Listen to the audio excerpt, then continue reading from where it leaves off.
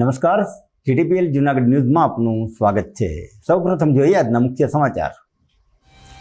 9 વર્ષ પછી જૂનાગઢમાં ફરી કાવાસાકી નામનો રોગ દેખાતા તબીબી જગત સક્રિય।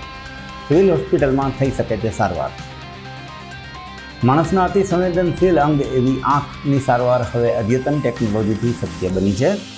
સરકારી હોસ્પિટલના તબીબે આપી જાણકારી। લાંબા સમયથી પડતર પ્રશ્નોનું નિરાકરણ ન આવતા પોસ્ટ વિભાગના કર્મચારીઓનું વિરોધ પ્રદર્શન। ગાંધીગ્રામ હેડ પોસ્ટ ઓફિસ સામે કર્યા ધરણા। અને જેલમાં કેદીએ કરેલા હુમલા બાદ જેલ તંત્રએ નોંધાવી પોલીસ ફરિયાદ।